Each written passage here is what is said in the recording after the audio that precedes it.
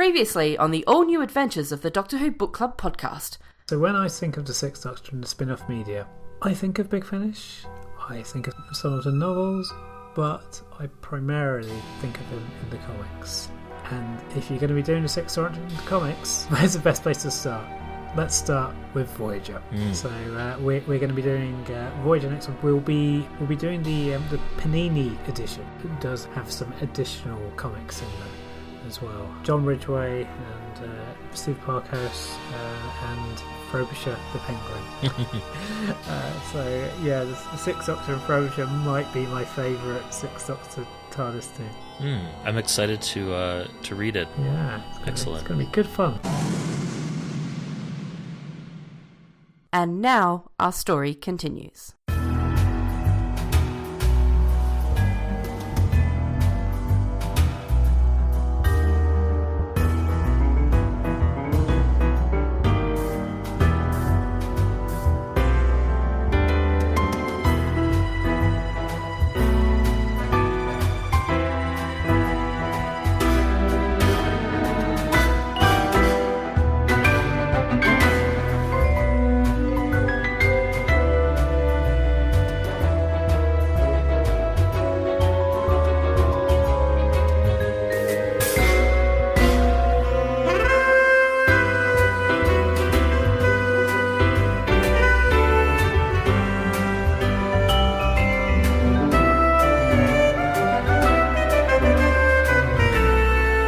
Welcome, everyone, to the all-new adventures of the Doctor Who Book Club podcast. This is Matt in Minnesota. Chris in South London. Chris, how's it going? It's good. Had a very Doctor Who-y weekend. This is the second time I've been talking about the Sixth Doctor. Folks, if you haven't listened to the episodes of Death podcast, you might, in the near future, and possibly by the time this comes out, have heard me speaking about a certain Sixth Doctor serial that may have been mentioned a few times on this programme.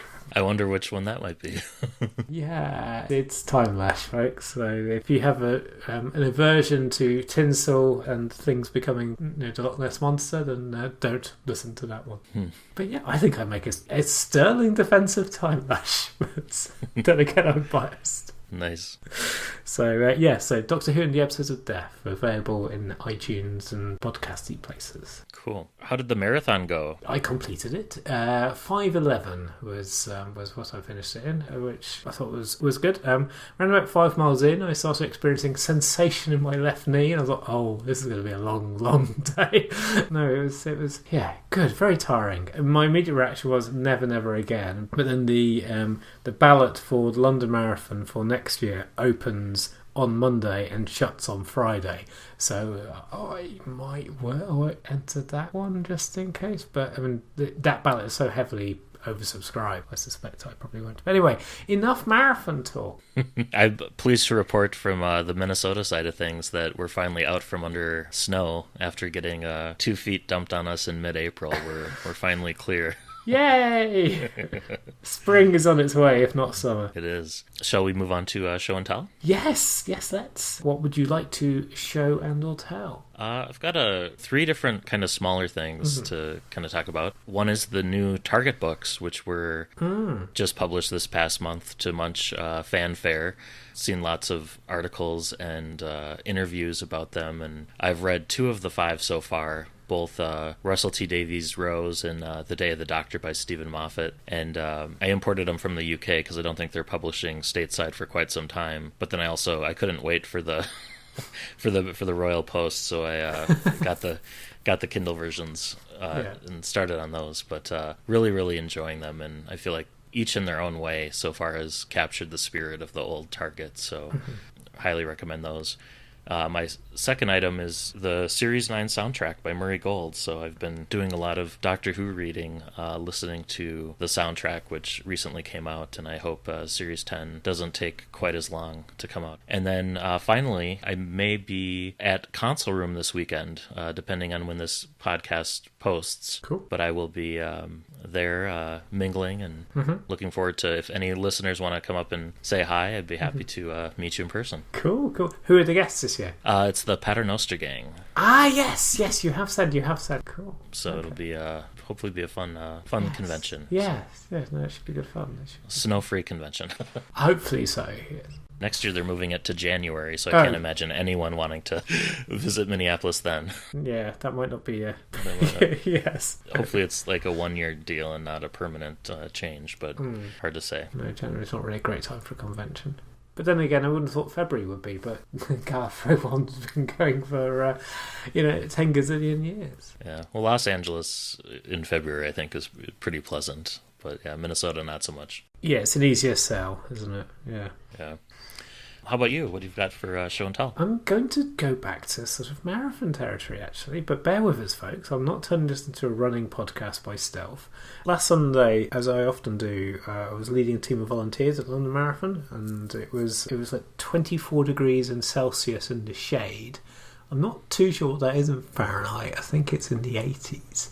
Certainly, let's put it this way. It was warm. There was no rain or anything. It was hard work and quite challenging because we were having people dropping out. There was a couple of medical emergencies in my section. In amongst all of this ran Tim the Dalek. So there was a guy that ran 36.2 miles in a Dalek costume. It was and it was like a framed affair that he was having to kind of carry, presumably on his shoulders in some capacity or other. And so it wasn't a kind of like a as seen on TV, but also nor was it just a bit of plastic that was just kind of stuck to it. He was having to run within some kind of frame type thing. Bless him, he did it in just under 6.5 hours. I have friends of mine who actually ran the marathon without being stuck inside a Dalek slower than that. So I think Tim Moss was the name of the gentleman. So just in case you're listening, Tim, my hat is off to you, sir. Is that you ran it just an hour slower than me when I did Brighton, and I wasn't having to go run in heat and with a Dalek on my shoulders. So, it brought a real smile to my face. I shall put the photo up on the Facebook page and when this episode kind of comes out. So if you want to, you can go and sort of luxuriate in the photo of Tim the Dalek. He didn't have to run up any stairs then, I take it? Oof, let's put it this way, going upstairs, certainly for me, I stayed downstairs for 2 days after I finished my marathon. So yes, I think everybody's a bit 60s Dalek. Did you know there was a Doctor Who, like it's a runners group or runners club? I've seen their tweets a couple of times. There's like I don't know if they have a podcast or not, but it's definitely a thing. Oh, okay. Yeah. All right. Might be a Facebook group, but something to look for. Yeah. Yes. Cool. So, Voyager. Yes. Voyager, which I don't believe you'd read before. I have not. This is my first time experiencing Voyager, if you don't count the TV series Voyagers or Star Trek Voyager. No. No, I do not. We should mention that we're reading the collection from Panini. Yes. Which they started their graphic novel reprint line, but way back in 2004. And it's still going strong with some stops and starts along the way. I think they're up to volume 26 now, The Land of the Blind, which is coming out later this summer. And this collection was published back in 2007. I didn't pick up on the pun until a couple of years ago, the whole Panini Press pun. Oh, what was a sandwich or something? Or... Yeah. Okay. Yeah. I totally did. I missed that. Well, I've always kind of assumed, because like Panini is famous in this country for sticker albums, particularly for things like kind of World Cups and stuff. You would have people in kind of like playground trying to trade their Panini packs to get those kind of rare stickers. I think that brand is most associated with in this country. And it's an Italian publishing arm or something, I think. I assume so. They're the people who now publish GWM. I'll start with the artist. So John Ridgway began his career drawing DC Thompson's Commander War stories. He was also had a professional work as a design engineer for some time, and then in 1984 he started work on Marvel and DC Comics with also some British titles such as 2000 AD, Warrior, and then his work on Doctor Who magazine. And he's also worked on other adaptations like Famous Five and Babylon 5. And here's an interview in the Panini edition. He was talking about his time as an engineer in the 80s, and he said, if anyone ever gives you the opportunity to travel to Nigeria, don't.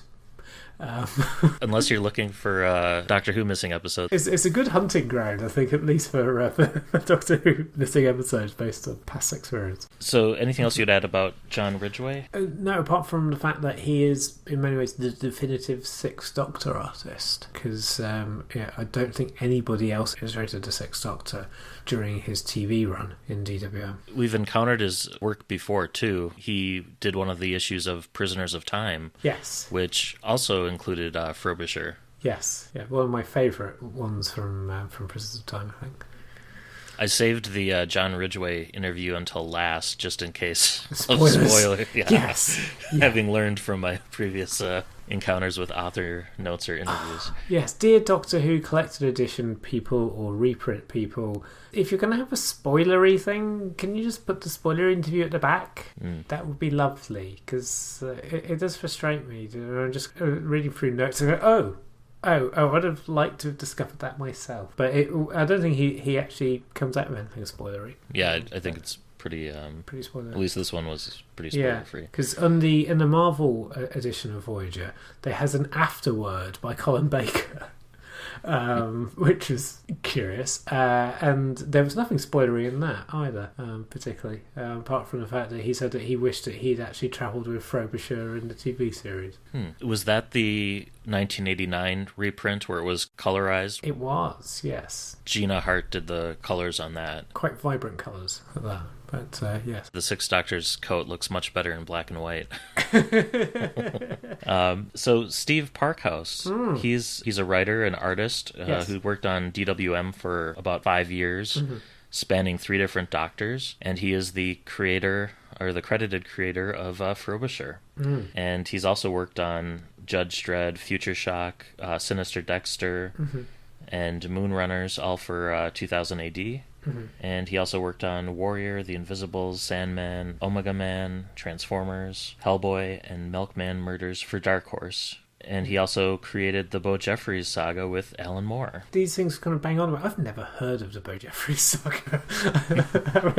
The Alan Moore-ness is kind of, oh yeah, that's impressive. I was like, I'm supposed to know that? I think I'm relatively well versed in comics. I'm like, but I don't know that, so maybe that's a bit of ignorance. These are kind of Steve Parkhouse's, I think it's his final contributions to Doctor Who. I don't think he does anything after this. Also, interestingly, his wife is the letterer. Whether or not she was married to him at the time, I don't know. I like to think that they fell in love over Frobisher. Do you know who is... Annie Halfaker was what she's credited as. Annie Parkhouse now. She went on doing lettering for quite some time, looking through. But she started with Shapeshifter in her Doctor Who run. And she's the letterer throughout all of these comics, so she outlasted her husband on it. And then finally we have Alan McKenzie, who wrote several of the strips, some of which are in this collection, under the pseudonym Max Stockbridge. Yeah, because he was the editor at the time of Doctor Who magazine, and so in the grand tradition of editors for Doctor Who kind of commissioning themselves and trying to disguise it. Stockbridge is a reference to a town that often appears in Fifth Doctor and sometimes in Eighth Doctor comics, and possibly earlier as well, maybe. Something back in my mind tells me that Stockbridge we first encounter in the Fourth Doctor's time in DWM, but I might be wrong. So we have 7 stories in this collection, and they range in parts from anywhere from 2 parts to 5 parts. Yeah. So I think what we're going to do is similar to kind of how we approached Prisoners of Time and then our short story collections is... we bring back the timer. Yep. Yes, the TARDIS timer. Yay! The TARDIS timer returns. Yay! I think we're going to set it for 10 minutes. Yeah. Since we've got a few different stories for each. Some of these we may take less than 10. Get that set up here. Cool. And then my introduction to Frobisher came not in comic form, but in audio form, played by Robert Jessic. So my first kind of encounter with him was in The Holy Terror by Rob Shearman, and then Rob Shearman also did another audio with Frobisher, the Maltese Penguin, for Big Finish. So it's kind of interesting that character who was created for the comics, my first couple of exposures to him was in audio form as opposed to a visual form. So, but I think that speaks to the appeal of him. He also appeared in a novel So David McKenzie's Mission Improbable. Or Impractical. Impractical even, yes, sorry. Has the Sixth Doctor and Frobisher in it. So shall we begin with the shapeshifter? Yes, All let's. So this is part 1. Late at night, a clerk is working in his office. He doesn't know that his phone is a whifferdille spying on him. He calls his wife to tell her that he'll be working late, but in truth he's going out with another woman. Yes. The whifferdille transforms into a pigeon to go to his office and inform his client.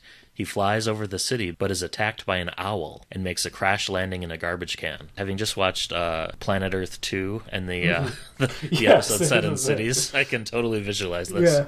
Yeah. The whifferdille becomes a hamburger in the garbage can and is picked up by a homeless man who takes a bite out of him.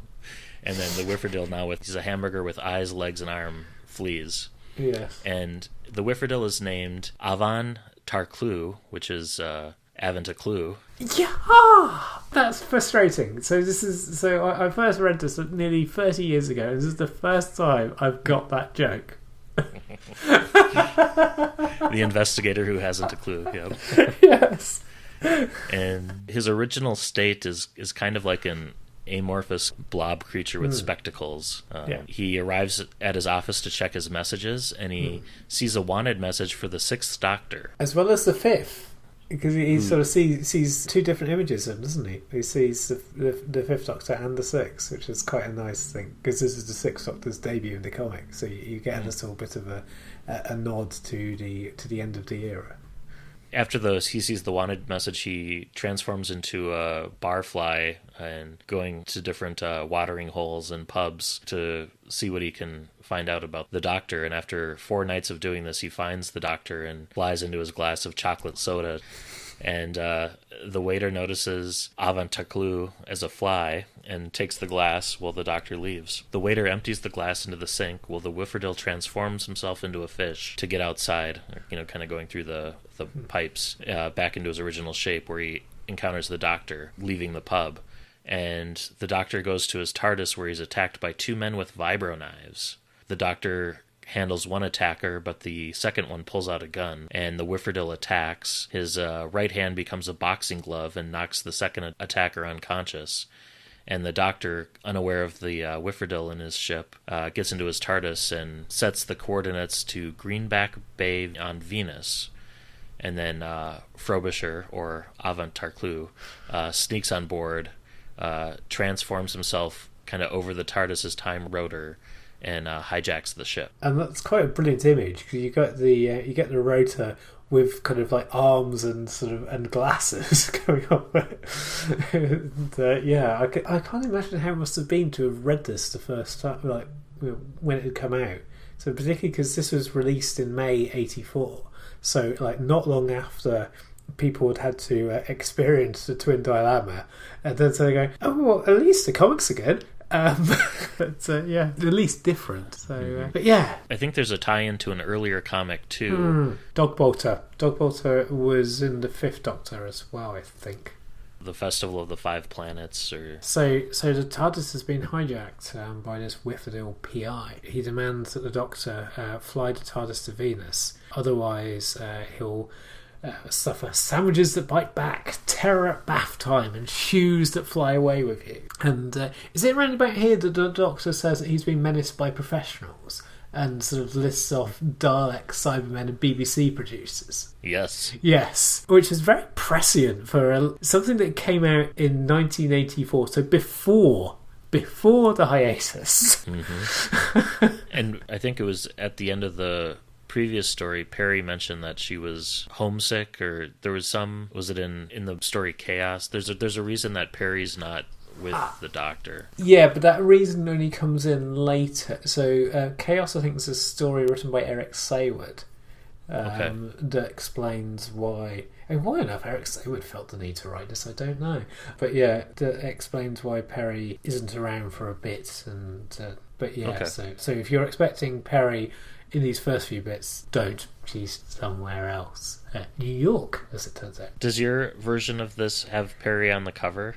Yes, it does. Okay, yeah, mine does too, but apparently there were two versions published, one with and one without Perry. Oh, okay. No. She's in her kind of Caves Androzani top, I think.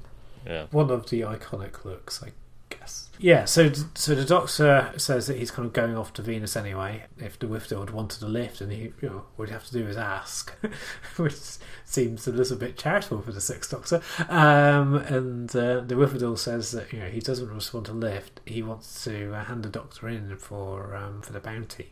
So then on Venus, near the building Intravenous Inc., the TARDIS materializes and security goes into action surrounding the TARDIS, and Dog Bolter, who we mentioned from that earlier story, who's on Venus, is offering the bounty for the Doctor, thinks it's a trap and gives the order to knock it off but evacuate the building first. A spaceship flies to the building, shooting it with rockets, kind of leaving the building in ruin, but without a scratch on the TARDIS. And a white flag appears from within the TARDIS with a paper plane, and then on the paper plane is written a list of demands, which is brought to Dog Bolter and read by his robot. And the Whifferdale will exchange the Doctor for the reward, and then double the reward for the TARDIS itself. And Dog Bolter agrees to the first part of it, so the Doctor is exchanged by a bearded old man armed with a bazooka and wearing an Australian hat. Yeah, with so the cork thing, the sort of thing that any Australian winces at, and certainly no Australian I know actually owns. But yes, hat. an Australian hat, yes. And the old man who's wearing this hat takes the money, goes back into the TARDIS and dematerializes. Dun, dun, dun. So, yeah, meanwhile, Doctor's brought to a cell 2 security guards. And these security guards do look very kind of like 80s Marvel. They do look sort of like superhero Marvel-y type more. One opens the cell, but when he turns around, he sees the Doctor's gone, but there's another guard. And these guards now conclude that sort of one of them must be a fake.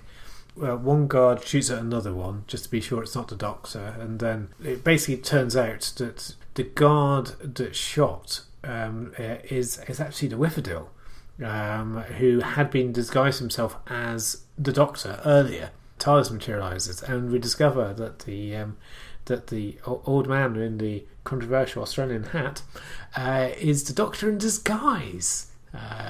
Which I remember being utterly enchanted by that bit, and being quite sort of impressed when I was like 10 when I first read that. But it's the old switcheroo. Yeah, it's a good fun switcheroo. So the Whifferdale hops on board, and the money will be split 50-50. And as the TARDIS dematerialises, our private investigator friend decides to stick around, which kind of leaves the Doctor with no choice really but to let him stay. And so that is how Frobisher becomes a companion. It's an unusual way. Yeah. Interesting introduction story for a companion. And it's interesting with the Doctor's relationship with money. Usually he doesn't seem to need or want it, but maybe funds were running low. So times are tight. It was the 80s, so yes. Obviously, these hideous coats can't just sort of materialise on trees. They have to be paid for somehow. Yeah. But yeah. So what did you think of this one? Did it hold up? Yeah, I mean it's short, it's sweet. I mean it's very comic-y. It's not an attempt to do a TV story. It really does help.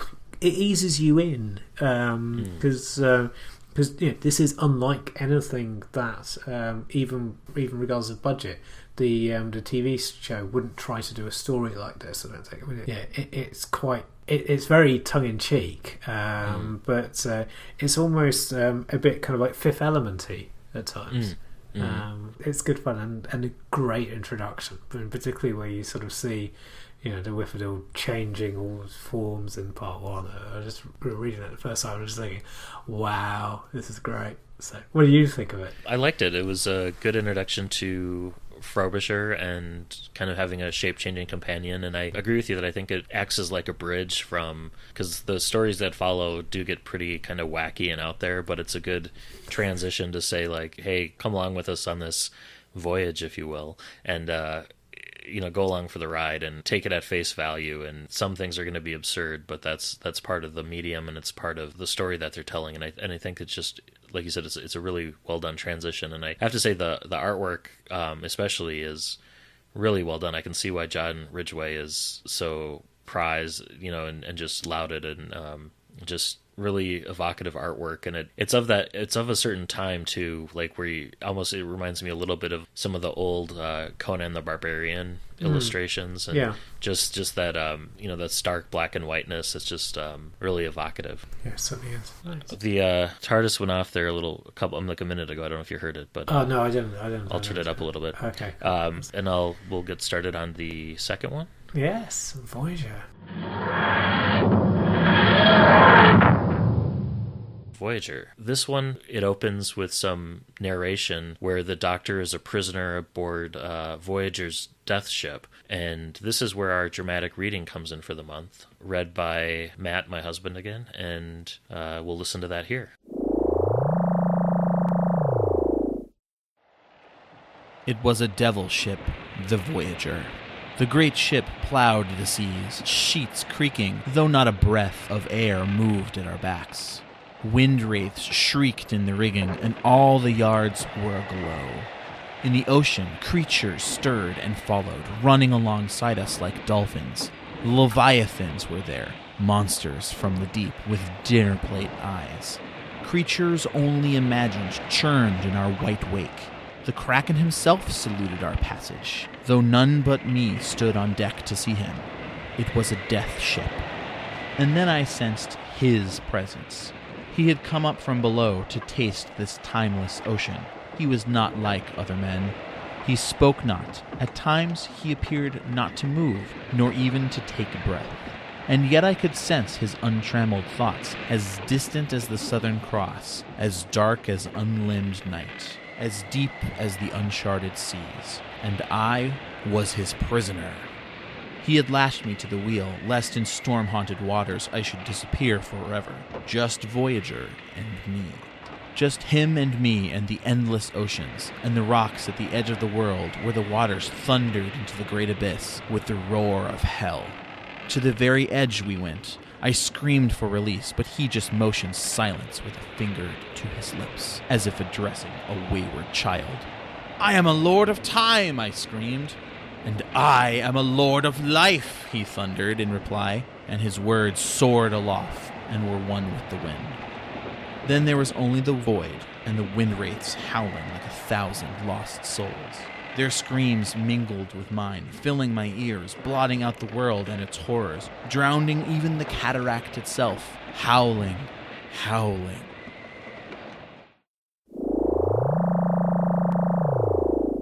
So that was kind of the introduction to Voyager, the opening narration.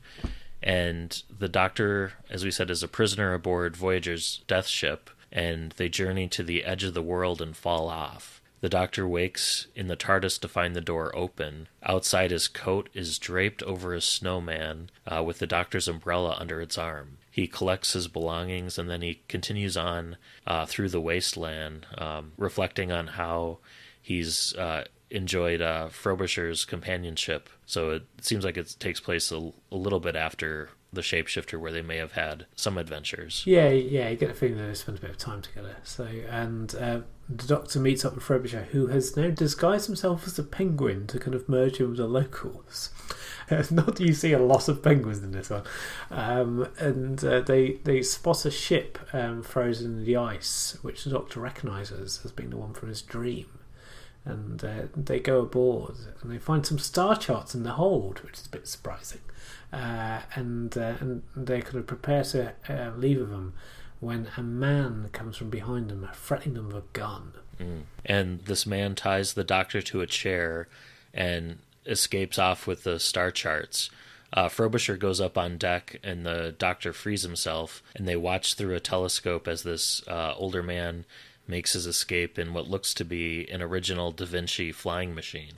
Yeah, and the Doctor and Frobisher head back to the TARDIS and follow him, and they arrive at a lighthouse sort of at night, and the TARDIS is kind of picking up these powerful energy readings, So the Frobisher goes into the water and decides to regurgitate a fish for the Doctor, which is a lovely bit of detail. he's going full in with this being a penguin thing, and then this beautiful robot-like humanoid, giant robot appears and advances upon them. And the Doctor tells Frobisher that this being is an automaton, a living soul inside a mechanical body, and it just kind of eerily walks past them and into the sea. And the Doctor guesses that it could be connected to a craft that Frobisher saw under the water. So the Doctor tells Frobisher to return to the TARDIS, and he peers through the lighthouse keyhole and sees the bloke that they've been chasing kind of sitting in there. Doctor sneaks in with his sonic screwdriver and threatens the man with his own gun, and this guy, who clearly hasn't watched the Sixth Doctor on TV, reckons that he wouldn't kill him, wouldn't do any violence, and so makes his escape. And the Sixth Doctor kind of follows, and then suddenly starts falling, and sort of just falls through this kind of blackness, which is quite a striking image. And then finds himself kind of hanging onto the side of the lighthouse, far above the ground. And the man leans over him, and then the Doctor finds he's hanging from a table. And it's all getting a little bit weird. And he asks the man who he is, and so the figure sort of comes out with various different names, and then he sort of says that he is legend. And we learn his name is Astrolabus. Mm-hmm. Is that how we're... Astrolabus. Yeah, Astrolabus. Yeah. Astrolabus tells the Doctor the story of Alexandria in Egypt, a city that he helped made great and had the lighthouse there, and how Alexandria fell and Astrolabus took to the stars. The Doctor identifies him as a thief who stole the Book of the Old Time, which gets a mention in The Deadly Assassin, I think. And the Doctor flees and then finds the world around him transforming. And so running down a winding staircase, he sees a kind of like a door, and sort of tentacles come from behind trying to squeeze him, but he breaks free. And then with final effort, he escapes and then finds himself in space. Yeah, there's a lot of kind of cool transitions where... Yeah. Just the artwork in this one is something else. Yeah. The Doctor finds himself back on Earth in the sea, and inside the TARDIS, Frobisher activates the TARDIS scanner. He spots the Doctor in the water and goes out of the TARDIS out to help him. Astrolabus makes his way back to the top of the lighthouse, which then turns into a rocket, and Voyager appears in his ship as the rocket takes off, disappearing into the clouds. And so Voyager, I don't think we've actually described Voyager, he's this kind of Black Guardian-esque figure. It's possibly one way to describe him. It's got this sort of really old face, but he feels to me like he is a Guardian. Mm. And he calls himself the Lord of Life. So so if you have Time Lords, he would be, I guess, a Life Lord. Yeah. But yeah, he seemed like at least as powerful as, like, say, the gods of Ragnarok or one of the Eternals, I would say. He certainly has the ability to kind of get in the Doctor's head. Yes, definitely. So the Doctor sort of finds himself once more on kind of Voyager's sort of ship, this wooden ship from earlier, at the edge of the world. And then again, he wakes to find himself on a rocky outcrop with Frobisher. And they return to the TARDIS, and the Doctor sees Voyager again, telling him that he has to get the star charts back. Kind of puts the Doctor on like a fetch quest. Yes. Not unlike the Key to Time. Yeah. I think Voyager does share some DNA with the Guardian. Yeah, what do you reckon of this one? I really like this one. It was very surreal. The artwork was just beautiful. I know we can't really convey that, in the podcast in like an audio form, but I enjoyed it. It did seem a little open-ended, like you could tell this is the beginning of something else, and it would have been nice, I think, to maybe flesh out Voyager a little bit more, but at the same time, him being so mysterious, I suppose like when the White Guardian first appeared, didn't have, a whole lot of info about his backstory or anything, so... I guess I was left with like a sense of being intrigued and kind of wanting to know more and how this would turn out. It certainly is a very enigmatic quality about it. I mean, it reminds me very much of kind of like Samuel Coleridge's Rime of the Ancient Mariner in places. I mean, it's because there's this kind of lyrical quality, and certainly that opening monologue that we had the reading from earlier. That's just brilliant word. I agree. I think it was brilliant. And I kept getting flashes of Tales of the Black Freighter from Watchmen, which would have been after this, I think. Yeah. But that kind of came to mind, just with the narration and the sailing ship, through the stars. So it just kind of brought that to mind, I guess. As well, you're getting a few glimpses of Frobisher's character, because at one point he tries to disguise himself, and his idea of disguising himself is putting on a pair of glasses and a false nose, kind of like Marx Brothers style. Kind of start to fall in love even more with Frobisher. And also he talks about how he spent 14 years disguised as a till in a supermarket in Walthamstow, and because he was in love with a cashier, but it turns out she was only in it for the money. And I just kind of go, I'm not sure whether you're telling this is a real thing or not, but yeah. Oh, Frobisher. Yes. Frobisher and Sixth Doctor is my favourite of the Sixth Doctor's TARDIS cruise. All right, so now we go on to there's the TARDIS. Right on time. Yeah. That's cool. Let me reset the timer again. That was the one I was most worried about. we got it in there. Yes. Visually it was just amazing. It's great. Yeah. All right, so now we're on to the third story in the collection, which is Polly the Glot. And opens up at a space terminal for passengers to transfer between different starships, and we run into Dr. Ivan Asimov. Who could he be named after? Dr. Asimov is, I guess he's a character in the Fifth Doctor stories in the comics. And he kind of looks, I would say he was green, but he's black and white, so I don't know what color he is. But he has got like 2 eyes and a snout above his eyes, and 2 kind of antenna looking. He's an interesting looking alien. Yes, there aren't too many like him. So at the space terminal, Dr. Ivan Asimov trying to make his connection to his flight, but then he sees the TARDIS, which, as you said, he recognized from an earlier story, and he's really happy to see it and the Doctor. So he's running towards the TARDIS, but he bumps into Frobisher, who's walking out of the TARDIS. And after meeting him, he explains to Frobisher that he thought it was the Doctor's TARDIS, and then the Doctor comes out, and Dr. Asimov is taken aback because, of course, the Doctor's regenerated since they had last met, but the Doctor kind of explains that he's changed his face a few times, he says. After realizing it's the Doctor, Dr. Asimov asks the Doctor for his help, but too many doctors there. Yeah. But before he can explain what the problem is, he realizes that he has to catch his flight, so he gives the Doctor a card with coordinates of the organization he works for, which is called the Save the Zyglot Trust. Meanwhile, in space, the aliens called the Akkers, and they're busy kind of capturing a zygotes for the Ringway Carnival. On his flight, Asimov's dreaming of the carnival, where he saw Polly, the zygote, and fell in love with her. And so how do we describe the zygote? There's this wonderful kind of, it's not really a space whale, but you kind of think that it's a bit space whaley. It's this large, vaguely insectoidy, squiddy, aquatic-y. It's just a beautiful creature. I'd say like a space whale crossed with like a paramecium or something. Yeah.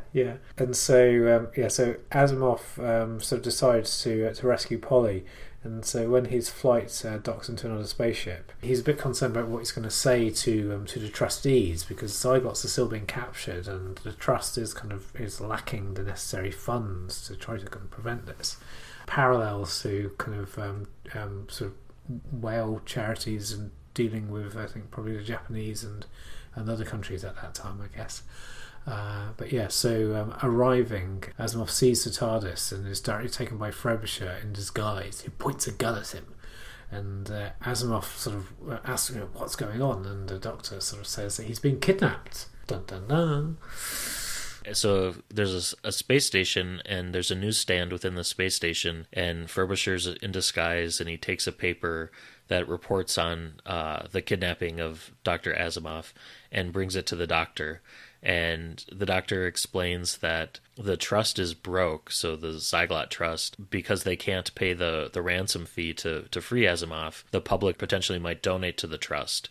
So the whole kidnapping is a publicity stunt to help Asimov free some of the Zyglots, including Polly, that have been captured. And Asimov tells the Doctor that the president of the trust is one Professor Astrolabus, who will be furious. And upon hearing that name, the Doctor faints and gets a nightmare of a giant head of Astrolabus kind of eating him, or swallowing him.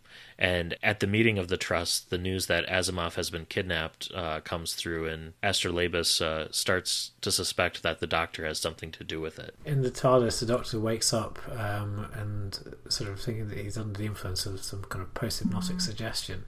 And he then decides to take matters into his own hands by going onto the Acker's spaceship. We've also got Asimov's kind of going with armed with a stun gun, and they're trying to infiltrate the ship, whilst kind of Frobisher sort of splits from them.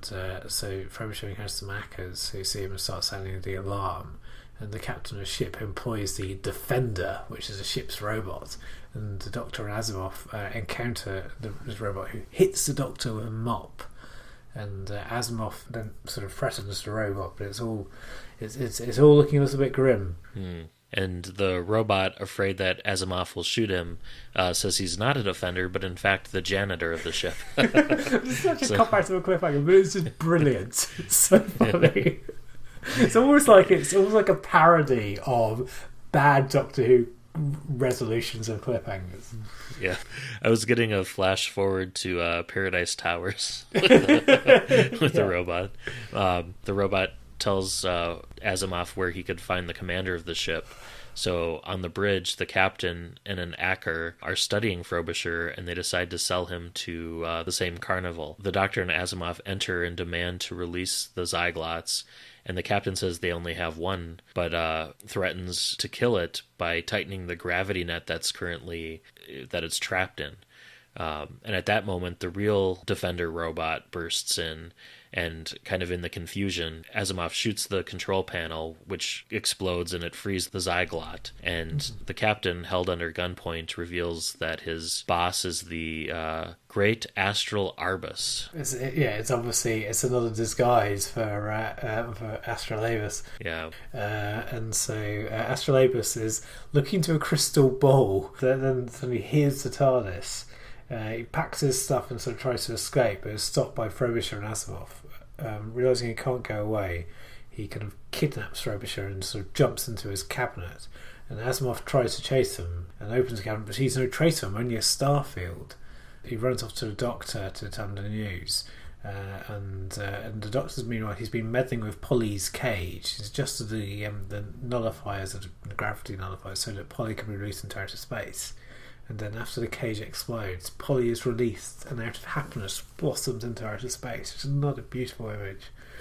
And so back on the carnival, poor Asimov, he's depressed that Polly's gone and that his love is unrequited. But meanwhile, the Doctor leaves him to go sort of hunt down Frobisher, but also kind of gives him the money that the Doctor had stolen from Dogwater earlier. On the case is a note addressed to Asimov saying that the money is sent for the trust and he must always look to the future. Is that something to do with the Foundation novels of Isaac Asimov? Is that kind of a pun on that, I wonder? Yeah, I think it could be. Yeah. One thing I liked about this one is it felt like plot points that tie back to the last 2 or 3 stories, and then some plot points that continue on into the next story. This very much feels like part of a whole, almost. Yeah. As opposed to a standalone. Yeah, I mean, it feels like how kind of comics work. Quite a few superhero comics were trying to go in the 80s. It also feels somewhat Moffat-y. I cannot imagine that Moffat has not read these. In terms of like little things carrying forward. Yeah, the callbacks and everything. So yeah. Well, there's our timer. Yeah, and also you can imagine Polyglot as being like a Matt Smith story. Yeah. Very much so. Yeah. The glot at the end, Polly blossoming in space, visually it reminded me of what we had read in our very first podcast, Engines of War, when TARDISes explode and they kind of, their interior dimensions blossom outward. When I was looking at the images, I was like, oh, that's kind of what I had in my mind for for the TARDISes way back when. Shall we continue? Yeah. So we are now at Once Upon a Time Lord. Yes. Which is such a great title, and I imagine Moffat is just so infuriated that it's been used already, but it hasn't stopped them from reusing titles. But he came close with Twice Upon a Time. Yes, I think. Yes. So the Doctor's trying to rescue Frobisher, so he heads into the cabinet of Astrolabus, who is that same character who was, flying the Da Vinci car a few issues earlier. Yeah. And so he goes inside this cabinet, and as the Doctor exits the TARDIS, he's attacked by a dark rider who attempts to kill him. In a very Tolkien way. And he kind of rides away after the Doctor ducks out of the way. The Doctor does find Frobisher, who insists that the Doctor come and meet his friends, but the Doctor resists, saying that he doesn't trust Astrolabus, and warns Frobisher that he believes that the reality that they are in isn't real. So it feels very, this whole section, this two-parter feels very much like The Mind Robber or stories like that. Or possibly The Ultimate Foe, which obviously hasn't been made by this point, or Deadly Assassin, Yeah. Meanwhile, Astrolabus is watching him from inside the carnival, where kind of children are watching the Doctor and Frobisher, and Astrolabus instructs them to put on their thinking caps so that they can control the story. The Doctor and Frobisher are now in a forest, and they meet a badger called Brock. Basically, suddenly becomes Rupert the Bear. So I don't know how familiar you are, Matt, with Rupert the Bear, but it was a kind of, I think it's still going, it's a sort of comic from possibly like the 20s or 30s that has kind of pictures, and then it has a lot of text at the bottom. Kind of like helps children, some children who aren't necessarily particularly up with reading. And it's a very distinctive style, and we basically have that for about 4 pages in here. It's brilliant. So Dr. Frobisher meets this badger that gives Frobisher a worm, and they come under attack from some natives trying to cook and eat Frobisher. So then I think would be like maybe a stereotypical representation of an indigenous population. Tie Frobisher to a stick and carry him horizontally and get a bowl ready to cook him in, and the Doctor's watching this, saying to himself that penguins taste awful and give you terrible heartburn.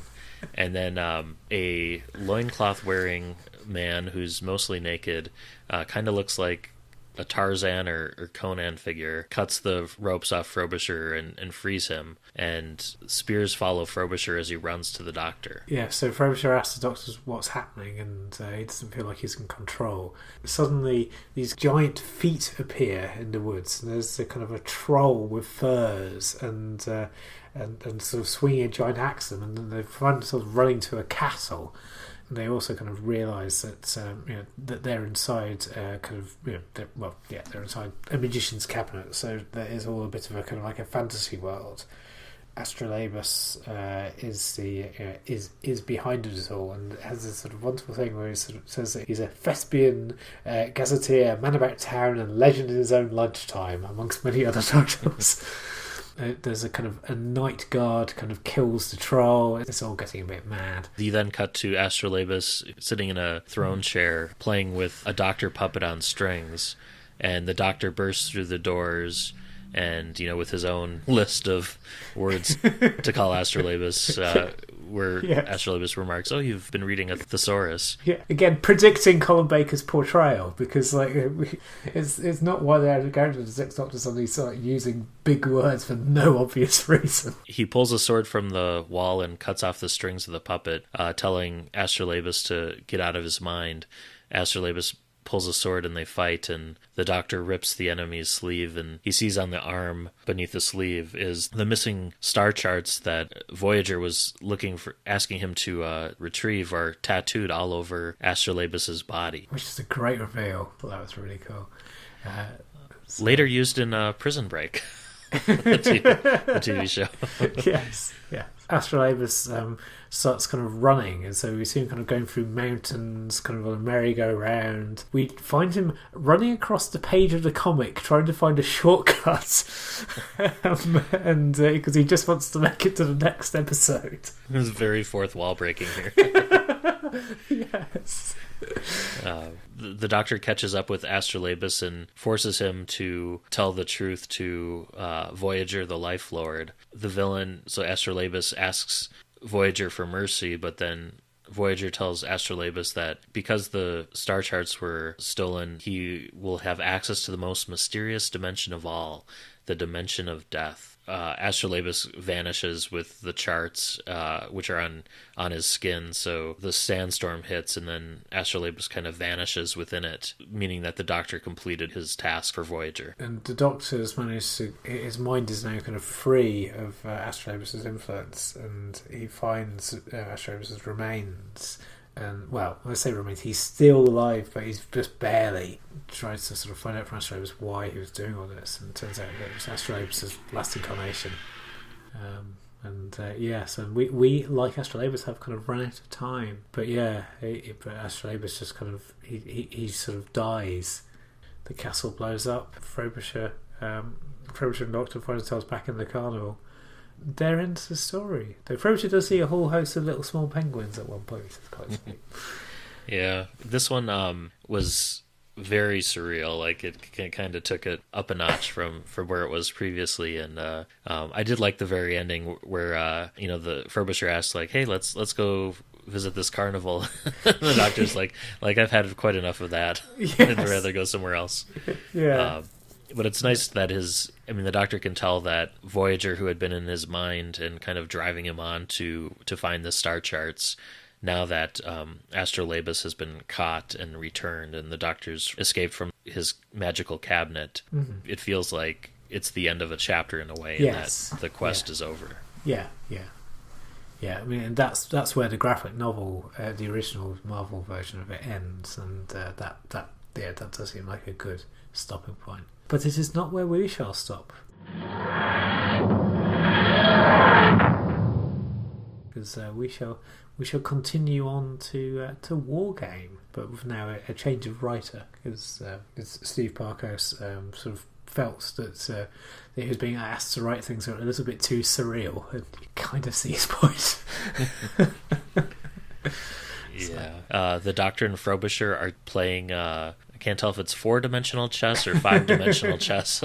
The Doctor's added a few different dimensions to it, Yeah. And he's been beat by the Doctor quite a few times.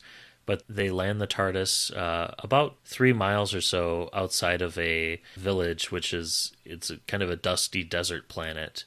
And the Doctor and Frobisher make their way to the city below. The Doctor decides to put on a sun hat with hanging beads from it. Not an Australian hat. Not close to one, but Yes. yeah, it looks more Spanish in origin, I would say, Yes. or Portuguese perhaps. And he recommends that Frobisher also change his form. So Frobisher decides to look like Conan, basically, doesn't he? Yeah. Or He-Man, with complete with the page boy haircut. Yeah. He's a bit more He-Man, isn't it? Which the Doctor says it describes as being a very gaudy look. Right, okay. Frobisher's now a 7-foot-tall barbarian. Yes, yeah. Frobisher, well, they go into a bar, and Frobisher tries to order a Manhattan, and then the Doctor sort of says that they don't have any money to kind of like pay for the drinks, and they're in a little bit of trouble with the owner, and so to get money back on the bar, the Doctor and Frobisher are being sold as slaves.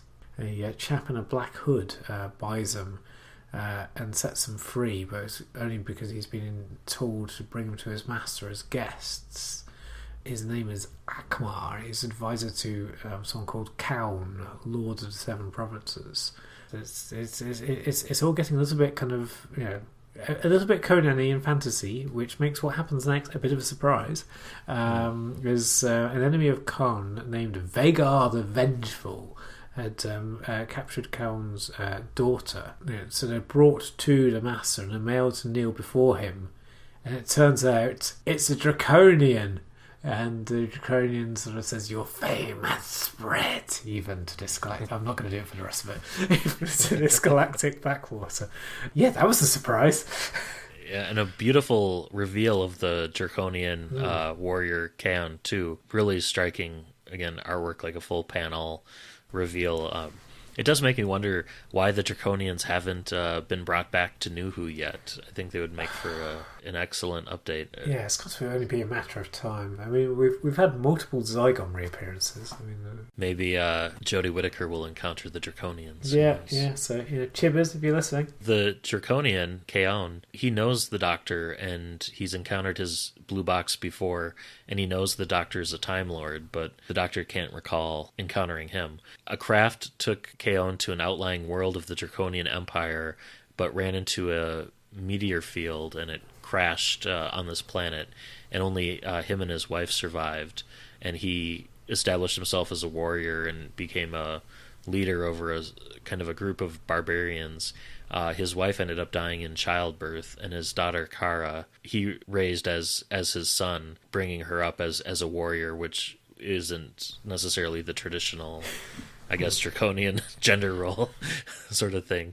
And then the land that Kaon had taken had once belonged to this other barbarian, Vagar, who that kind of explains the motivation for the kidnapping earlier of his daughter. He talks a little bit about like how Draconia, how daughters typically aren't raised as warriors and that sort of thing. It feels a little bit Mulan like in this part. Yeah, I guess. Well, I say I guess I've never actually seen Mulan. but yeah. So Frobisher asks what all of this has got to kind of to do with him. The Doctor agrees to kind of help to prevent bloodshed. They suddenly start hearing words from kind of like observers that Vagar has got Kara chained to a pole. So Frobisher and the rest of them kind of head off on these kind of like dinosaur horses, and Frobisher's kind of complaining that his back is hurting with this with his kind of He-Man life form, and sort of hopes that this isn't going to take too long. And so the Doctor sort of says that he'll take Kaon and Kara to Civilized Station as once they've managed to kind of to free Kara. Yeah, so Kaon's troops storm Vagar's stronghold. Quite a bit of kind of like fight sequences, and Frobisher gets he gets this sword kind of like against his neck. And then he sort of makes himself even bigger to try to get out of it. Yeah, and then he gets as a giant, the warrior he's fighting stabs him in the leg with his sword anyway, and then Frobisher shrinks back down, and he's got a flesh wound. Then it's like he's been punctured. Yeah, two of the bodyguards with Kaon and the Doctor finish up the warriors from Vagar's side, and Kaon gets into it even though he's kind of an older Draconian now, but he breaks out the battle axe and starts swinging, and they're still trying to find his daughter Kara, and some of the bodyguards accompanying them are killed off by Vagar, the other warlord. But then Kaon kills Vagar with his sword, and Frobisher frees Kara, and Kaon tells her that, hey, we get to go back home to Draconia now. But then from behind them, one of the trolls that were working on the side of Vagar stabs him through his back, and you see the blade kind of come out of his chest, and then Kaon, in his dying breath, manages to turn around and swing his sword down on this troll, killing him, but he's killed as well. And then it ends with Frobisher saying, hey, we better get out of here, but Kara decides to stay behind to lead her father's people and to bury her father. So it kind of ends sadly, where the Doctor and Frobisher slowly leave, and there's a lot of destruction and not a whole lot of resolution, I think, to the problems on this planet. It kind of feels almost like a Next Generation of Deep Space Nine Klingon story. You're right. It's a darker tone than some of the other stories we've been reading thus far. But I mean, it's certainly, and that second part of it, I really, really enjoyed. I mean, the first part I was thinking, where are we going? Where are we going with this? And I was like, oh wow, okay, Draconians, and we've got fantasy, but with kind of sci-fi bits. Brilliant. Yeah, I thought this was good fun, and also this was the first bit of this that was new to me. It felt to me like a lost Conan story, or a almost like a tonally it felt very Hartnell or Troughton, where again you don't have that clean resolution, and sometimes it's just the Doctor being able to escape with his life sort of encounter, and that's how it kind of felt here, where there's a lot left unsaid. And timing impeccable. Yeah, there's the TARDIS going off in the background. Cool. Anything else you want to say about that one? No. I think all right. Shall we move on to Funhouse? Yeah. That's not the TV show. Do you remember that? No. There was a game show in the 80s. That's what I'm referring to. Yeah. We had a US version of a didn't run nearly as long as the UK version did. No. I'm surprised at the fame of the UK version's going to go. It was certainly a lively way to spend half an hour on a Friday afternoon. Yes, no connection to this. Funhouse opens with what looks to be a haunted house that's needing to feed on things, and then we cut to Frobisher relaxing back in his penguin form on a beach chair in the TARDIS, which is being pulled off course by this house-like creature. And Frobisher mentions that the Doctor's not very good at steering his ship. Frobisher's pretty spot on, isn't he? So they emerge in the house. The Doctor thinks that there may be some kind of like illusions happening here. Tree-like tentacles rise from the floor and grab the TARDIS. But the Doctor's kind of like unaware of this, and they then find a room containing a violin and kind of like a still warm drinking glass. So it's kind of like this air of mystery as to kind of like what's happening. And then they kind of hear some screams and discover Perry, who then changes into this giant demon-like thing that starts kind of lunging at them. So it's all a bit bizarre. And they go through a door in this house, and it's all weird, like M.C. Escher painting style, and they go sideways into this room, and they see a man stuck on the side of the the floors on the side of the wall, sort of thing, at a right angle, and the man freaks out and runs out after seeing what appears to him to be a man in a penguin, standing on the side of his wall. You can understand, can't you? And the Doctor and Frobisher find themselves in a small locked room, and Frobisher says, this is kind of like being in a funhouse in a carnival, which we just saw a couple issues back in the it's a nice cabinet callback. Sort of thing. Yes.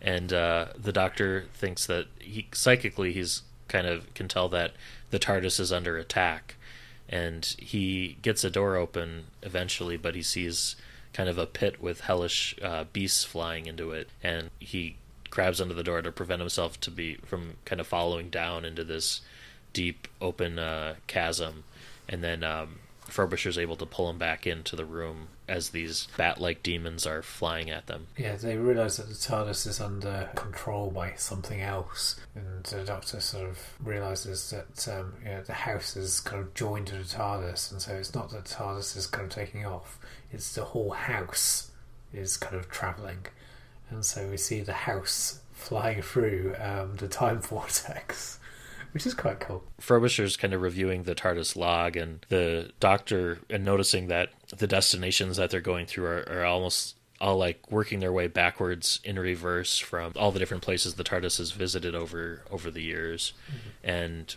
the Doctor's looking, they pull out all the different things that they think can help them. So you've got battle axe, a jelly baby jar, a piggy bank, a ball of yarn, a cricket bat, and a laser gun.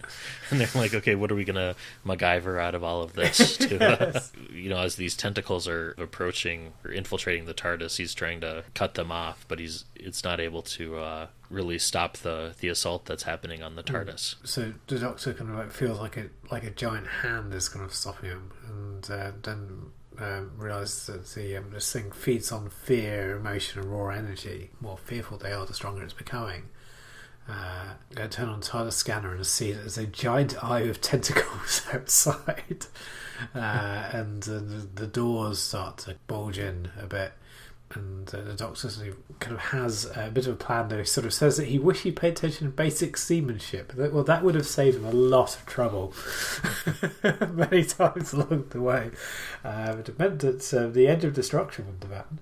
He kind of heads off to the zero room with a ball of string, and so when the Doctor pulls on the string, the plan is that he'll shut off the circuit that protects the TARDIS's passengers from the effects of the time vortex outside.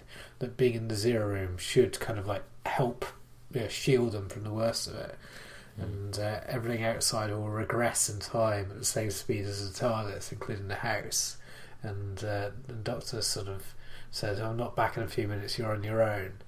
And then we just do you want to do this? When I turned the page and saw this, I was really surprised because it was really effectively done. It was you get this image of Frobisher going through all of his previous incarnations at one end of the string, and then you have the Doctor going through his previous incarnations at the other end of the string, so you get this intercut between like Frobisher turning back into the Conan/He-Man type that he was, and then you get this cool sequence where the Doctor's running, and he's kind of, as he's running, he's going through his previous incarnations one at a time until you get back to the first Doctor.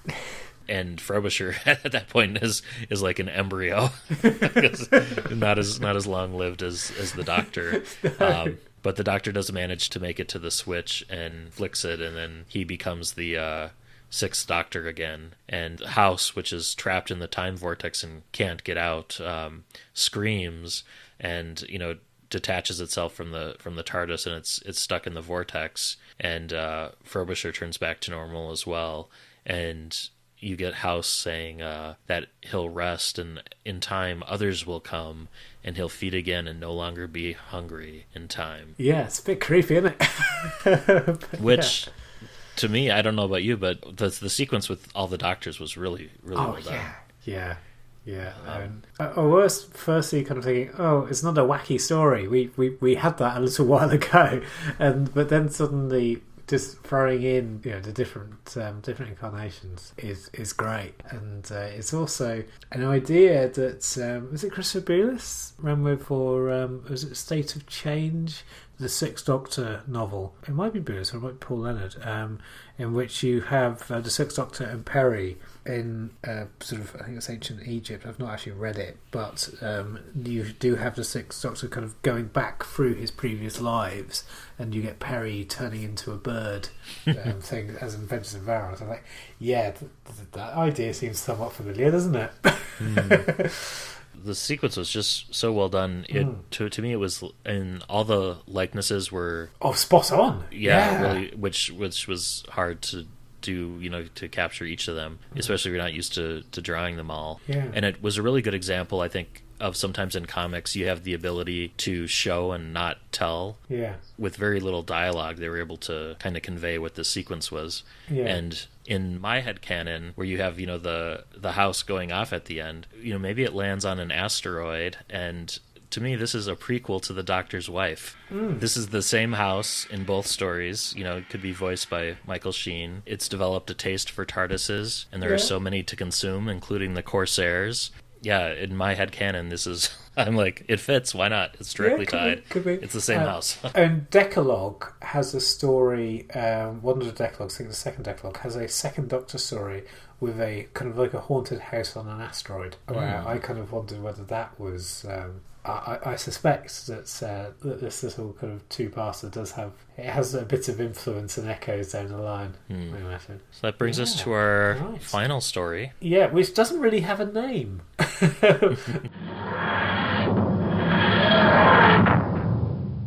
So it's split into 4 chapters, each supposedly from the focus of a different character. So you have Kane's story, Abel's story, the Warrior's story, and Frobisher's story. So this is a story where the Galactic Federation is, so we're, post-Earth Empire in the Federation span of things. And there are these creatures called the Skeletoids, which are humanoid cyborgs from the planet Vespin, who have all but destroyed the Daleks and the Cybermen. and are poised to next invade the Draconian Empire. Quite often these skeletoids have they have corpses inside of them. So it reminds me very much of Devastation Narada. I was getting that, and also the most recent Capaldi season, Oxygen, where you had the corpses in the suits. Yeah, no, that's true. The Doctor and Frobisher learn of this threat from Kane, who is a homeless person they encounter, who was formerly a college professor, who's been trying to develop his own paranormal powers. And it's kind of an interesting sequence where the Doctor starts talking to him and says, "You need a bath. Come on the TARDIS, and by the way, here's the shaving kit." Yeah. So it's where he starts using his powers to kind of to lift it, doesn't he? Or am I kind of getting confused? No. But yeah. So the Doctor also suddenly pops off to pick up Perry from New York. So where sort of Perry's just kind of been living real life and just getting a bit sick of it. Again, slightly Moffat-y. And the TARDIS sort of sets off to the planet Ankara to attend a conference on the skeletoid crisis. But mid-flight, the TARDIS is being diverted to a totally different planet, a planet called Zaus. There, the travelers meet Keon, the same Draconian warrior whom the Doctor and Frobisher met earlier. Who died. So earlier in his timeline. So this explains why, again, very Moffat-y with the whole timey-wimey thing, where explains why he knew of the Doctor, but the Doctor didn't know of him. And they also encounter Abel Gance, who's an alchemist who's developed the ability to transform his flesh into any element and shape change. So not so much Frobisher, but more like, I'd say, if you're familiar with DC Comics, like Metamorpho. Yeah. But he has this ability due to a laboratory accident that was apparently caused by the TARDIS's escape from the funhouse. So more interconnectivity there with some of the previous stories. You can see why they organized this collection the way they did, because it really does kind of continue on after Voyager, even though the writers, have switched. There's still a lot of callbacks to earlier stories. Yeah, there definitely are. So Keon believes that the six gathered there are these prophecies chosen ones that will rid the galaxy of the skeletoid menace. So they say that there's one of Gallifrey, one of Earth, and we find out where Frobisher's home planet is, which I've forgotten, but yeah, it's not one that I think we ever visit again. I don't think it's ever mentioned again. Yeah, so Xenon, I think. Yes, that's it. Yes. The Doctor uses the TARDIS to kind of transport them all to Vespin, where they have a big old fight to kind of get into the skeletoid control room, because every alien race has just one control room. This part felt very Guardians of the Galaxy to me, where you have like a group or a team up. It also felt a little bit like Dinosaurs on a Spaceship, where you have the Doctor assembling a group of people from previous encounters that we may or may not have heard of before. Yeah. Maybe those a little bit. So they have the big fight, and then Abel, who's the one who is able to transforms himself into a giant bomb, or essentially two different chemicals when combined, explode, which destroys the skeletoid's control room and these kind of giant mother brains which are operating it. The Doctor and his companions travel to Ankara once the skeletoids are destroyed, back to the peace conference to say, hey, the immediate threat has been taken care of. One thing we did mention is that Davros gets mentioned in Dispatches a few times, because I kept on expecting him to suddenly appear, because the peace conference are wanting kind of Davros to kind of rock up. I was like, yeah, you're not paying attention. Yeah, if he comes here offering peace, it's probably you might want to kind of not. But yeah. And there ends the Cain Abel Warrior Frobisher story. So then, do Perry and Frobisher travel both with the Doctor together, like in the next collection? Is that how it... Yes. Okay. Yeah, pretty much. And the occasional friend, which is all I'll say. But yeah. Which I think is nice. I think for me, it feels proper that Doctor Who magazine should have in it So when the show's being televised, the current Doctor and the current companion. And it's fine if it has additional stuff like Frobisher. Yes, definitely. But yeah, I do think it is nice to have the people that are on the show being represented. I'm of two minds of that. I would agree with you for the most part, although I do like it when, like, you know, when Sharon was with the Fourth Doctor, for example, or you know, where you have different companions that aren't on TV. I mean, for the longest time, you had, you know, just Doctor Who magazine, right, in the comics. But now that you also have, you know, the ongoing comic series that IDW or Titan, it's almost like there's enough room where I feel like as long as one of those two has the TV team, then the other comic can maybe stray a little bit, because I feel like it's just nice to have that variety sometimes, I think, especially if you're not a fan of the whatever the current TARDIS team is on TV. Yeah, that's true, I guess. So there ends Voyager. Yeah. So what did you what did I make of it? So I still think that the Astrolabus chapters are the strongest. It's brilliant explosion of imagination. I mean, yeah, sure, there might not be a lot of kind of like, well, I would say there's not a lot of big themes, but I mean, there are. I mean, interesting, quite a few of the sadder moments of things that come from Frobisher. You know, Frobisher, bless him, does feel like not so much a tortured soul, but he's kind of, you know, he's been through the mill a bit, hasn't he? And he's kind of enjoying, you know, he's enjoying his life. So he's not this complete wacky character. There's a definite kind of, there's a serious strand to him, which I think probably kind of sums up, you know, these stories quite nicely. It's just great. I enjoyed them as well. I totally agree with you too. It feels like it's this weird combination of absurdity, but then there's this melancholy or sadness that's tinged throughout. It feels like, even though on its surface, you know, you're talking about, oh, here's the fairy tale story, or here's the, you know, really weird reality melting story. Despite those popping up kind of again and again, you do get these through threads of seriousness and kind of I don't know if it's so much a take on life or an outlook on life. You know, it's life is absurd, but you need to be able to pause and enjoy the humor of it, you know, and also reflect on some of the sadness of it. And I feel these collection of stories in particular really strike that balance of just being more intelligent than you know, a surface glance at what the subject matter is might lend one to believe, I think. And the New Adventures, when they started out, the version of New Adventures had a tagline being too broad and too deep for the small screen. And I think that tagline lends itself very nicely to this collection. So, because there's a lot more nuance to this than you know, most of your Sixth Doctor scripts on TV. And John Ridgway's artwork throughout really ties it all together, and even though you have two different authors for this collection, it's not that different though, because Alan McKenzie was acting as story editor, so he was the one that was kind of giving Steve Parkhouse the various threads.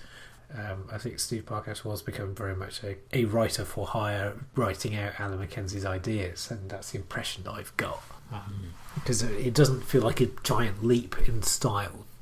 Certainly not to me, between the Astrolabus and then the later parts. Yeah, and especially with the later parts calling back to some of those earlier plot elements too. It doesn't feel like a clean break. It feels all kind of part of a whole. Yeah. So, how would I score this? How are you rating? Yeah. I think this would be a 7 out of 10 for me, which is higher than what I've rated some of the short story and comic collections we've done in the past. It's almost an 8, but not quite for me. It's some of the I wouldn't call it sloppy, but some of the plot points, sometimes it's more of a visual thing where you experience a story and you end with more of a feeling than you do with, like, oh, well, in this story I learned, you know, X about the Doctor Who universe, etc. In that sense, it may have been a little bit too broad for me in scope, but really enjoyed the artwork. Would recommend that people seek this out and experience it. It certainly just adds a whole different dimension and texture to the Sixth Doctor. Oh yeah. And it greatly kind of expands out his role and character arc too. So yeah, I enjoyed it. So I'd say a 7 for me. How about you? Yeah. 9. Okay. My hesitation there was whether or not I was going to go higher. I think a 9. Okay. Yeah. I think for 10 it has to be perfection. This is not perfection. For me, it's and especially. I think a large part of that 9 is the Voyager Astrolabe stuff. But there's no stinkers in this collection at all. I mean, I think they're all very good, and and also to kind of go back to what you said, Matt. If anyone's listening to this and they have never encountered the Sixth Doctor in comics, go and get this. I mean, you can get this sort of easily enough. I mean, you don't seem to be able to get it in electronic format. You can get this from sort of most good online bookstores. And you can get sort of moderately cheap second-hand copies, which is unusual for Doctor Who books. It's fabulous. It's a real visual feast, and quite a few of these things are kind of I know what you're saying, that some of these don't really necessarily add to the Doctor Who kind of continuity, but things like Funhouse, it's a mood piece, as is the kind of like Kane through Frobisher stuff. And you see so many ideas being seeded that, as we were touching upon, feel like they've been run with by later writers in different bits of the show. It feels so influential. But often, sometimes when you're reading something that's influential, it doesn't necessarily entertain, because you just sort of say, oh, I see where it's gotten from there. But when I saw them somewhere else, it was better. And I don't necessarily kind of feel that vibe. So it's not got like this John Carter and Mars thing where it's all been ruined by the fact that sort of others have come and pilfered all the ideas here. That definitely doesn't feel. It has its own unique flavours, but each story has its own little special brand. It manages to stay fresh, I think. Yes. Even though others may have come along and reiterated some of these themes or have done different riffs on them and have maybe developed them more fully, but you can see where a lot of different stories could have, we've listed a whole bunch of them, from The Doctor's Wife to Silence in the Library, some of the novels, and so you can see where this was. A lot of people probably have read this and were influenced either subconsciously or maybe overtly, but visually it's gorgeous, and I would love to see like an animated version of this. Would be really cool. And also, I mean, I read through the colorized version from the 80s as well as the black and white version, and the colorized version is pretty cool as well. But I think that's pretty rare. If you find that sort of fairly cheap, then go ahead. And these are brilliant. Having read both, do you have a preference for the colorized versus not? Or I think maybe slightly more for the colorized one. But then, if you go for the colorized one, you don't have Funhouse, you don't have kind of Kane's story, you don't have War Games, and you don't have the resolution of the Draconian. You don't have any of the Draconian stuff. Yeah, none of the Draconian stuff. So I feel like you felt similar about this one as to how I felt about Only Human last month. It was close. It's pretty close. It's pretty close. Okay, marvelous. Well, that's Voyager in the bag. Yes, it was a good one. Good. Yeah, it's very good. Shall we move on to listener feedback? Yes, let's. Listen. Let's start with Facebook. What do we have? So on Facebook, listener Jeff was excited to hear what we made of Voyager. He very much enjoyed it, and also I know of other people that were kind of like, "Oh, you're going to do Voyager? Great!" You should know by now that I think we enjoyed it. We've had a kind of a good array of likes and everything, but do please feel free to kind of comment and stuff and interact with us on there, or Twitter, or send us emails. Speaking of emails, has anything arrived in our inbox? We have one email this month from a Madam Helen Smith, who is apparently a Canadian living in Africa who is diagnosed with terminal cancer, and she graciously wants to distribute her inheritance funds to us. Totaling $6.5 million, but she doesn't specify the currency. Hopefully not in Canadian dollars. So that's our future trips to Gallifrey 1 and Chicago TARDIS sorted. Oh, that's my Brexit strategy. Yes. Yes, unfortunately, just the one spam email this month. But well, when you started reading it, I was just thinking, oh, we're going dark here. Yeah, It matches the tone of the comics, I think. Yes, I think so. On the Twitter side, though, we've been having a pretty good month last month. We have a number of new followers, so thank you to everyone who's discovered us there. A special thanks to Matt Holzman, who tweeted that he just found our podcast and what a fantastic idea for a show it is. Cheers. We didn't come up with the idea ourselves. Well, I wouldn't say we stole the idea. Other people graciously let the idea go. We picked up the torch. Yes, we did. Yeah. And apparently we're now in the Google Play Store for Android, which we hadn't been unknowingly. Yeah, because neither of us are Android users. Yeah. So we're now available there as well. Yeah. So. I think we're getting to the stage where you're going to tell the good folk at home and me what we're going to be reading next month. And yes. And you've been keeping this one very close to your chest. I'm wondering what this is going to be. Yes. Well, it's not a Fifth Doctor story, so No. For those keeping tab, it's something else. Mm-hmm. I've been thinking that, we didn't really spend a whole lot of time with the Third Doctor. We did The Face of the Enemy, but it wasn't a complete story, shall we say.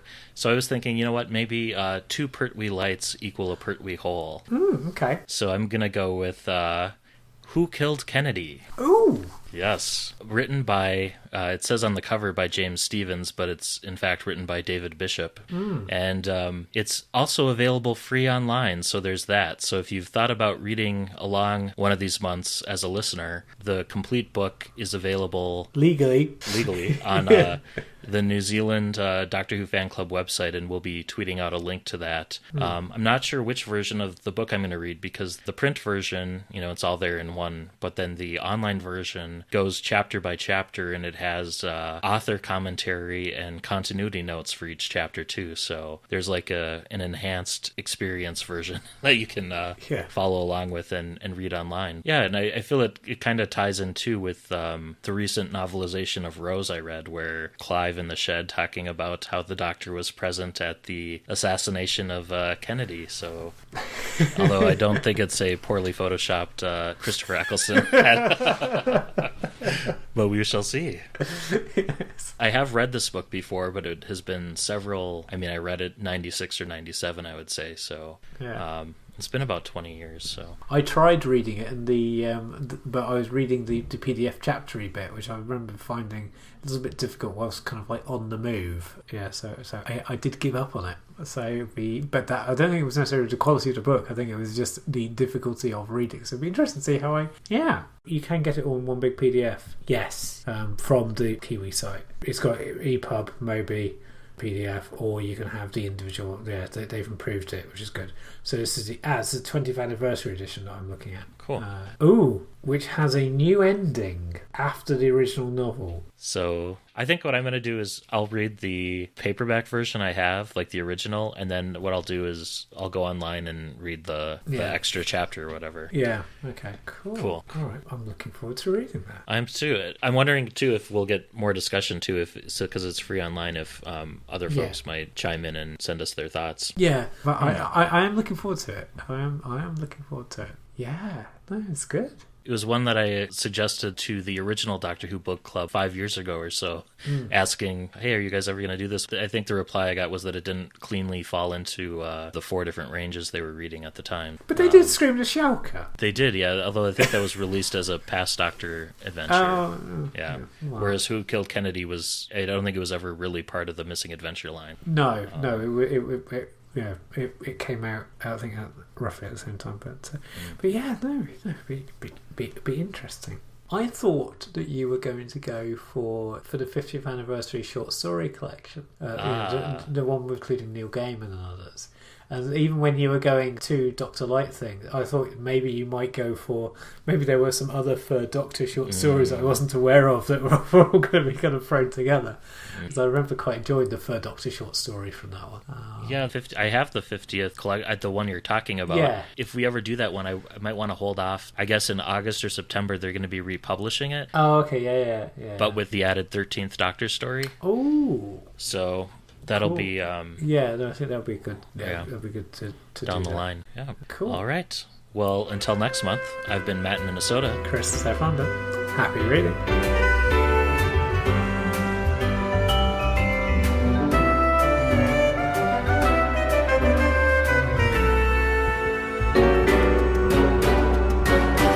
Thank you for listening to the all-new adventures of the Doctor Who Book Club podcast. Special thanks to George C. Music for use of their song, Doctor Who Theme, Swing Jazz Version. You can follow us on Twitter at ANDWBC Podcast and like us on Facebook. You can support the show by leaving us a rating and review on iTunes. You can contact the show by emailing your thoughts to andwbcpodcast@gmail.com. And until next month, happy reading.